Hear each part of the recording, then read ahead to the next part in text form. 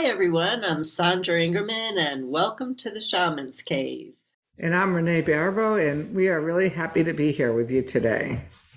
Yeah, it's really great. Renee and I record these shows, and we come together and we spend so much time talking that we actually think we've recorded all of our shows and that we're done for the day.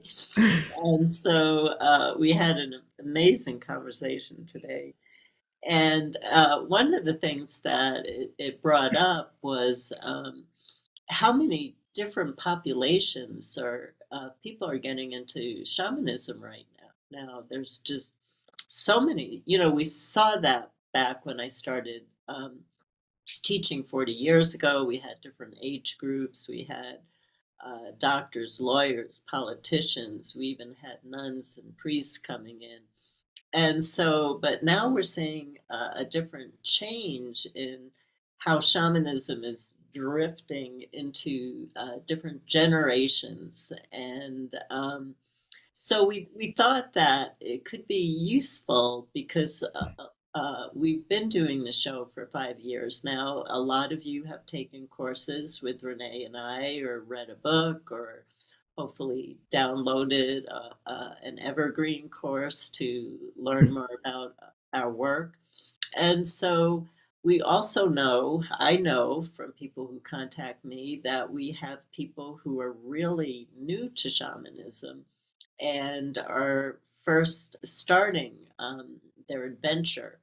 And so on the show today, we're going to start to talk a little bit about how to help people who are starting their shamanic journey practice.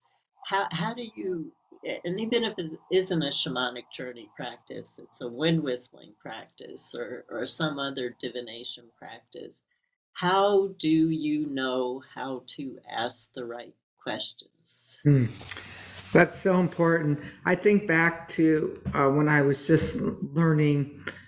I think I was pretty broken, but I was learning the tarot, and I was like, I'd ask the question, and I wouldn't like the answer, so I'd shuffle up the cards and I'd shuffle them back out and hope for a different answer each and every time. Um, and I think that if you ask the wrong question, you can get it to answer you any way you want, and it just might not be the truth, you know? Yeah. Yeah, no, it is. It's tricky, because I did tarot readings. I was actually did tarot readings more professionally than I did taught shamanism or work with clients.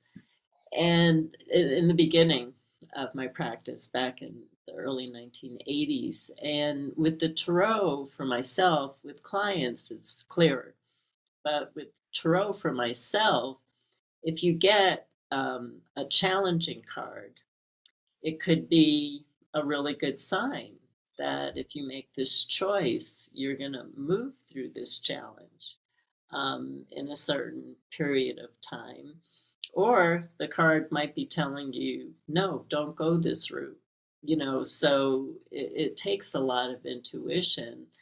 And also, what I realized too is if you want a card to answer your question so specifically and you know the answer that you want, you already know the answer to your question, So, I think that that's really important. So for me, the tarot, uh, with working with myself, because getting my ego, out of the way, working with myself, I could go, well, is this saying this is a challenge to be broken through and go for it? Or is it saying, no, walk a different path? And, that's just a egoic thing. With my shamanic journeys, it's a little bit different in that if I can really come up with a good question, because I'm clairaudient, and not everybody is, a lot of people are clairvoyant, but because I'm clairaudient, my power animal can actually answer my questions, so there isn't so much attached to it. And just to tell a story, I think it was maybe my second or third journey I ever took in my life. I went down to the lower world, and my power animal was standing there. And he was all dressed up in a tuxedo.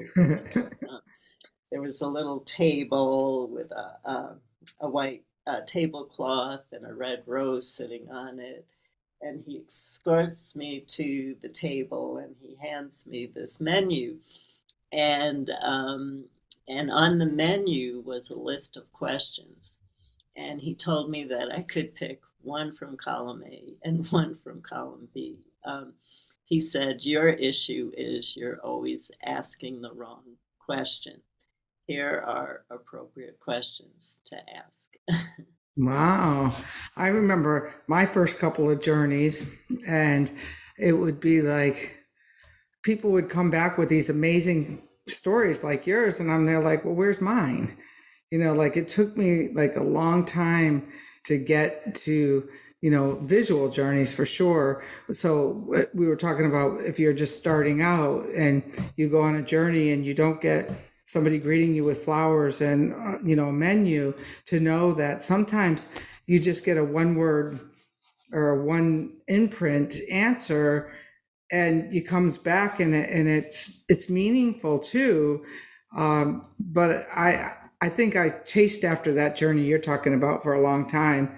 And then now they just surprised me. Last week I did a journey. I was online doing something and it was a live, and I did a journey, and one of this woman that I know and Sandra knows had passed. And there she was in my journey. It's like as bright as can be, paddling down the river, happy. And it was almost lifelike. And I wasn't asking that question. I asked a whole different question. And, you just always have to ask the question, but be open to the surprise answer as well. Mm-hmm. Yeah, absolutely. And that's what's kept me interested in shamanism. That's why I've been practicing shamanism for over 40 years, is the surprise element. You never get what you think you're going to get. And so it just keeps me interested. It's not a boring practice, it's like it's so filled with opportunities and so filled with surprises that, you never know what's going to come through. But what I've found is that for people who Westerners, we really don't know how to talk to the spirits. And part of it is we don't really understand who they are, in a shamanic culture or a culture that works more with different spiritual practices. People are raised in a particular way and taught things pretty early on, where all of a sudden, here we are, you're in your 20s, you're 30, you're in your 40s, 50s, and all of a sudden you're starting to approach shamanism for the first time. And it's like, my God, who are these beings who have all this information? I mean, why are you telling me to talk to these beings? And they're beings that once had a life here, and they volunteer themselves to us to help us, to help guide our lives and help bring healing into our lives. And so it's a real blessing. It's a real gift that when we get these helping spirits, but learning how to talk to them isn't always so easy. And what I tell people is I think that people get a little bit too fearful in speaking up to the spirits. Like, my spirit is going to get angry at me. Your spirit's not going to get angry at you. It doesn't have a body. It doesn't know how to get angry at you. And so I just say, I don't understand what you're saying. I don't understand what you're trying to show me. So instead of just going away and then posting on the Shaman's Cave or on YouTube, Renee, Sandra, anybody out there, tell me what my helping spirit meant. Well, badger them, badger them, and keep working it out with them until you find the right way to communicate with them. And also, I just wanted to say, don't give away your power by always asking yes or no questions, because you have to understand that in the world of spirit, uh, every decision you make is seen as a learning experience. So even if you have a tragic experience in your life, it's seen as a learning. And so if you ask the spirits yes or no, sometimes they'll say, sure, go for it. But you might say, well, that was really challenging. I thought my spirit was going to take care of me on this one. And it did. You got a huge lesson when you followed what your spirit said, yes or no. What I try to tell people is don't ask yes or no questions. Ask questions like, what will my lessons be if I marry this person? What will my life be like if I move to Arizona? Instead of, should I marry this person? You might get a yes and it's disastrous, but you learned a lot. Or you might get a yes about moving to Arizona and it didn't work out, but you learned a lot. So try to stay away from yes no questions and ask questions that are going to give you enough information that you can take inside and decide for yourself the ultimate decision, that choice that you're going to make. Well, that's kind of like another one trick that I use is I ask, give me the information in a way that I can understand it. Like really directly, I need to understand this. So tell me, and then also to be aware of like what you were just saying is like spirits aren't embodied. So if you need money, for example, the difference between $100 and 10 cents is in the spiritual world is moot because there's no, like how, like, so it's got to be really more like I need to fix the car and it's going to cost $555. What's the best way that I can, get to that amount of money so that there's opportunities? Because if you just say, hey, I need some money, you might walk down the street and see 2 nickels on the ground and there's your money, So you have to be pretty specific as well when you're making these requests for information and for services. Yeah, I think the more specific that you can get is really great. Sometimes, my students don't always listen to everything I say. And so sometimes on Facebook, people will say back to me, Sandra, how come you're always saying, be clear on your intention, ask a specific question, get clear on your intention? What about open-ended questions and allowing the spirits just to talk to you? And of course, I always do that. That's something I definitely tell people to do, because you never know. It goes back to the surprise element when you just open up and let the spirit share with you what they're seeing about your life, what you might need to change in your life, anything that they want to say to you, not even saying anything, just, is there anything that you need to share with me?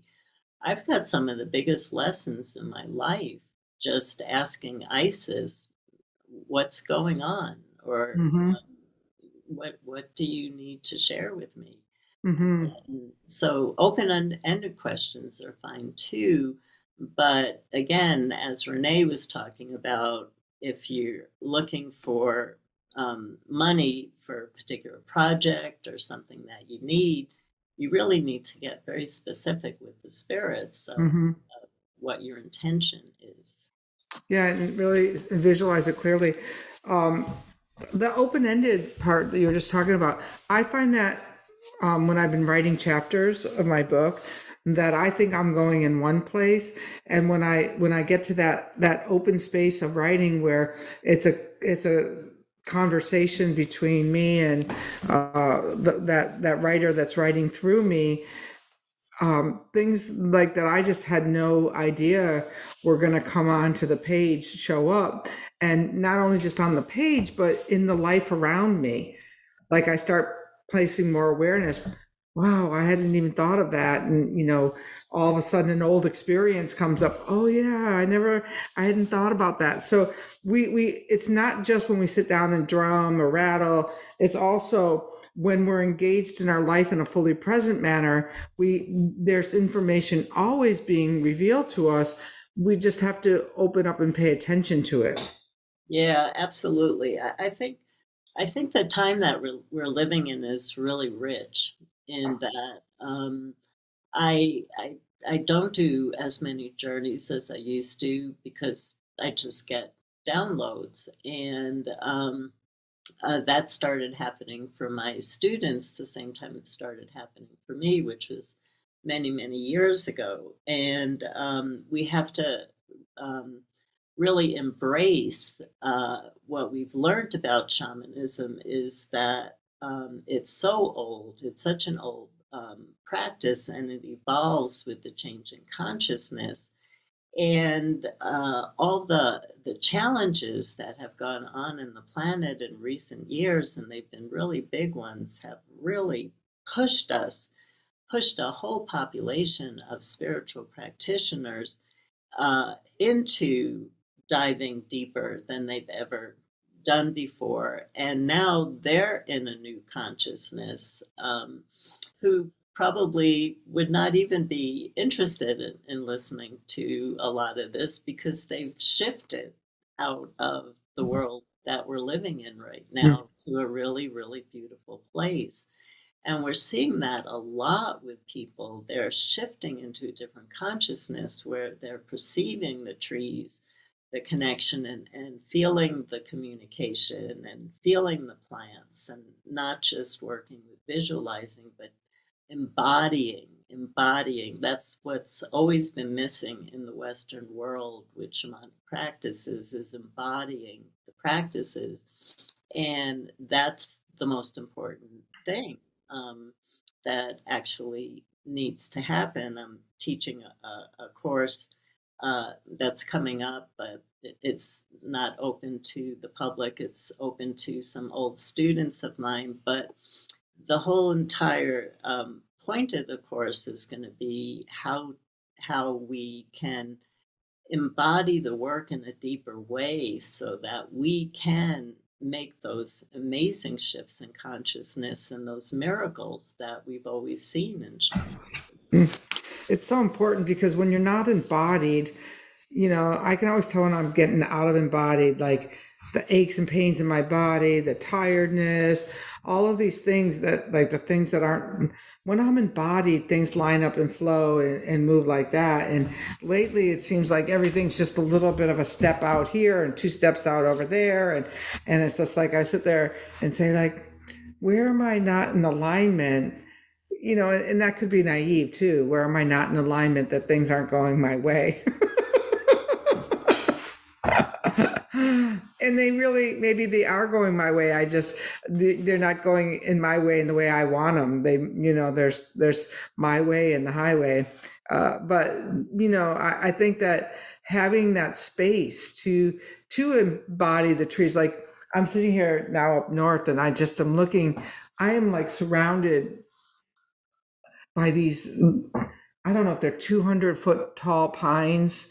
They're tall, like, but one's right out that window, one's right out there. And it's like, I feel really held. Mm-hmm. That's nice. It's really nice. And it's just like, okay, I could settle into this and really be with this experience. And they will inform me. Right. Yeah, absolutely.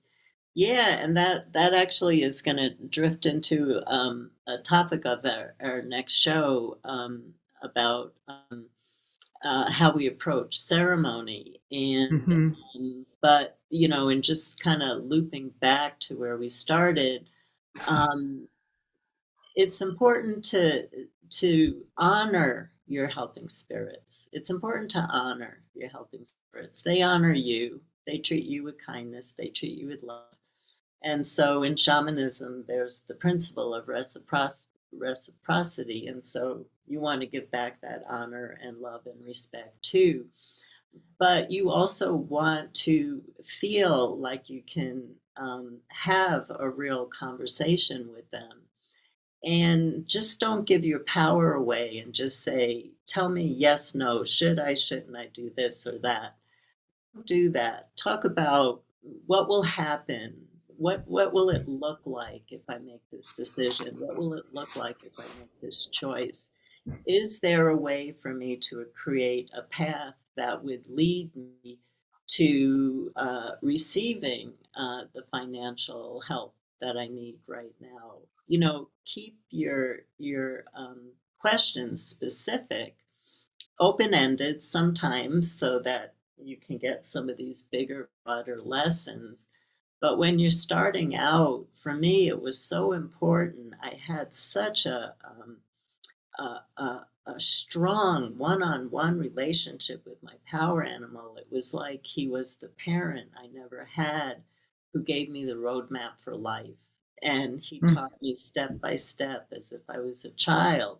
So obviously, 40 years later, I have a different relationship with him now. But in the beginning, it was so personal. It was so personal, and it was so helpful to me.